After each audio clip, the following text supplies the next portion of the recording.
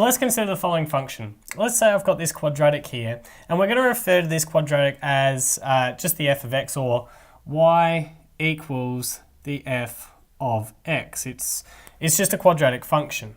And let's say I wanted to find the tangent, the equation of the tangent of the function right here at that point. So essentially what it's asking me here is if I have this linear line here, which is the tangent of this function right here, can I find the equation of it? So for the purpose of this, let's just give this coordinate a name. Let's say it's going to be when x is equal to a. And of course, my y value is going to be when I put a into my function. So it's going to be the f of a. Well, what I actually need to do here is I need to somehow find the equation of this line, and I can do it through my gradient point sort of method. So if I consider another point that existed along this line, say the point x, y, what I know through my gradient point method is my y minus b has to be equal to m multiplied by my x minus a. Now, when I'm dealing with this, my m is referring to the slope of this line. And I can find the slope of this line by finding the derivative of the original function specifically to this point. So rather than representing m as, just m, the slope, if I find the derivative at that exact point, so the f dash of a, I'll have found the slope of this line. So I can rewrite this now to say that y minus b equals the derivative of my function at the point of a multiplied by x minus a. And what I now have here is a nice neat little formula trick that I can use to find the equation of this linear line here.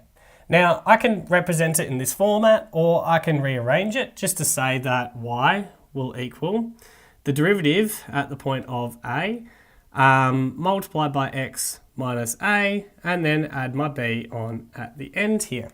And both of these just here are the exact same equation.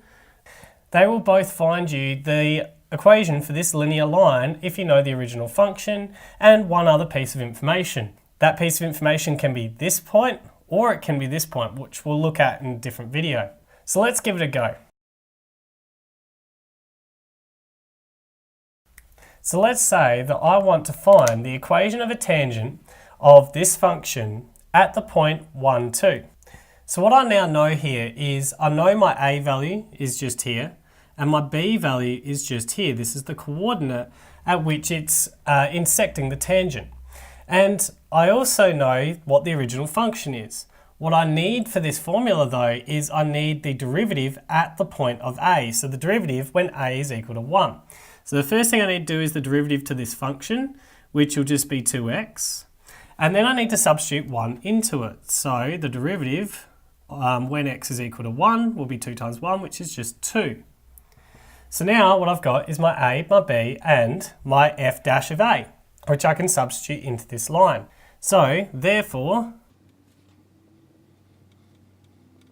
the equation of the tangent is my y equals the f dash of a, which is going to be 2, multiplied by x minus a, so x minus 1, and then add on my b at the end, so add on my 2.